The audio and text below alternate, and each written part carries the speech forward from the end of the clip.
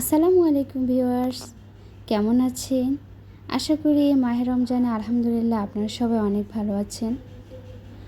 গত ভিডিওতে আমি আবু ইসহাকের লেখা বন মানুষ গল্পের অর্ধেক অংশ বলেছিলাম।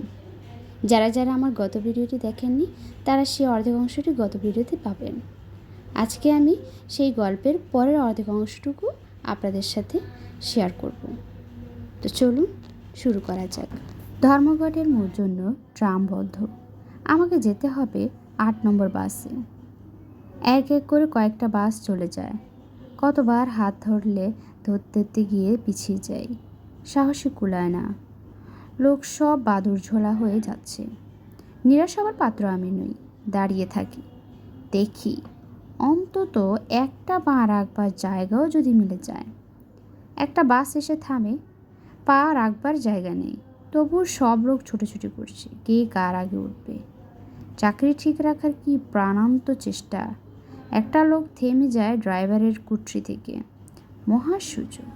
পাশের লোকজনের টেক্কা মেরে চট করে উঠে পড়ি আমি। চাকরি গেলে আমার চলবে। হঠাৎ আমার বুকে ধাক্কা মেরে একজন চেঁচিয়ে ওঠে, মানুষ না জানোয়ার? লোকটা কি গণক নাকি? গণকের মতো ঠিকই তো বলেছে সে। আমি জঙ্গলেই তো ছিলাম একদিন। লোকটাকে ধন্যবাদ দেওয়ার ইচ্ছে হয়, কিন্তু সাহস হয় না। ঘাটটা নুয়ে গায়ে গায়ে মেশামেশি হয়ে দাঁড়িয়েছি, কিন্তু মেশামেশিটা আগের কোলাকুলির মতো প্রীতিকর হয় না। আমি শেষে ঢুকে অনেকের অসুবিধে করেছি। ঠেলা ধাক্কাটা তাই আমার দিকেই আসছে বেশি করে। পাঁজরের হাড়গুলো চাপ খেতে খেতে ভেঙে যাবে মনে হচ্ছে। আর দেরি নয়, পরের স্টপে থামতেই আমি নেমে যাব। এতক্ষণ দম বন্ধ হয়েছিল যেন। মিনিট খানেক দাঁড়িয়ে শ্বাস প্রশ্বাসকে সজীব করে নিই খোলা বাতাসে। স্যুটটার দিকে তাকিয়ে মায়া হয়। ভেতরের ঘামে আর ওপরের ঘষায় স্ত্রীর ভেঙে যাচ্ছে, তাই হয়ে গেছে। এবার পা দুটুকু সম্বল করে ছুটবো ঠিক করলাম। কলকাতায় এসেছিলাম অনেক দিন আগে একবার। পথঘাট ভালো মনে নেই, পথ চলে, কিন্তু তার চেয়ে বেশি চেয়ে দেখতে হয় পথচারীদের পোশাকের দিকে। এই পোশাক ছাড়া আর কি ধর্ম জানবার উপায় নেই? কারণ ধর্মের কথা গায়ে কিছু লেখা থাকে না। সব ধর্মপরাধীদের চেহারাই মানুষের চেহারা। আমার চেহারা দেখে কিন্তু কারো বুঝবার জো নেই আমার ধর্ম কী, কারণ আমার মানুষের শরীরটাকে আন্তধার্মিক পোশাকে ঢেকে নিয়েছি। তাই বলে কি আমি নিরাপদ? আন্তধার্মিক পোশাকে মানুষের চেহারা হলেও যে কোনো দিকের চাকু খাওয়ার ভয় আছে আমার। মুসলমান মোটেই না, আমার বিপদ বরং বেশি। আমাকে হিন্দু টাওরালে আর হিন্দু মুসলমান টাওরালেই হলো। ভয়ে বুকটা ধুরধুর করে। মন ইতোমধ্যে বিদ্রোহ ঘোষণা করেছে।